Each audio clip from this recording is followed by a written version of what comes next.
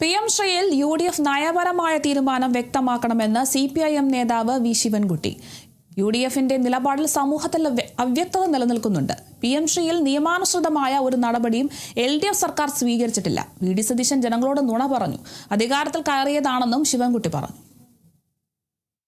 National education policy NEPയും അതിൻ്റെ ഭാഗമായിട്ടുള്ള PM Shri പദ്ധതിയും നടപ്പിലാക്കുന്നതിനെ സംബന്ധിച്ചിടത്തോളം ഉള്ള നയപരമായ തീരുമാനം UDF ഗവൺമെൻറ് വ്യക്തമാക്കണമെന്ന് ആവശ്യപ്പെടുകയാണ്.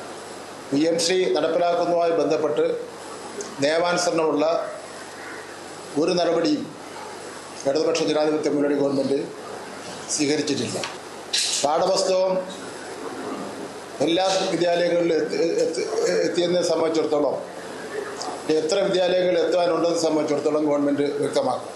ഫിറ്റ്നസ് സർട്ടിഫിക്കറ്റ് കിട്ടാത്ത മൂലം പല സ്കൂളുകളും അപകടസ്ഥിതിയാണ്. ജനാധിപത്യത്തിൻ്റെ ചരിത്രത്തിൽ ഇത്രയധികം യു-ടേണുകൾ ഒരു സർക്കാർ അധികാരത്തിൽ കയറിയതിൻ്റെ ആദ്യ ദിവസങ്ങളിൽ തന്നെ കാണിച്ച ഒരു ഉദാഹരണം വേറെ ഇല്ല. വർഗീയ അധിക്ഷേപം നടത്തിയെന്ന നടി അൻസിബയുടെ പരാതി അടിസ്ഥാനരഹിതമെന്ന് നടൻ ടിനി ടോമിന്റെ മൊഴി. കടവന്ത്ര പോലീസിനോടാണ് ടിനി ടോം മൊഴി നൽകിയിട്ടുള്ളത്. അൻസിബ മതം മാറ്റാൻ ശ്രമിച്ചുവെന്ന് താൻ പറഞ്ഞിട്ടില്ല. വ്യക്തിവൈരാഗ്യത്തെ തുടർന്നാണ് പരാതിയെന്നും ടിനി ടോമിന്റെ മൊഴിയിൽ പറയുന്നു. പരാതിയിൽ അഭിനേതാക്കളുടെ സംഘടനയായ അമ്മയുടെ പ്രസിഡന്റ് ശ്വേതാ മേനോന്റെ മൊഴിയും പോലീസ് രേഖപ്പെടുത്തി.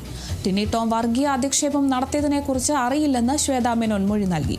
അൻസിബ മതം മാറ്റാൻ ശ്രമിച്ചെന്ന് ടിനി പറഞ്ഞത് ശ്രദ്ധയിൽപ്പെട്ടില്ലെന്നും ശ്വേതയുടെ മൊഴിയിൽ പറയുന്നുണ്ട്. ടിനി ടോം തന്നെ ജിഹാദി എന്ന് വിളിച്ച് അധിക്ഷേപിച്ചെന്നും പ്രൊഡക്ഷൻ കൺട്രോളുടെ മകനെ മതം മാറ്റാൻ താൻ ശ്രമിച്ചെന്ന് പ്രചരിപ്പിച്ചെന്നുമായാണ് അൻസിബയുടെ പരാതി.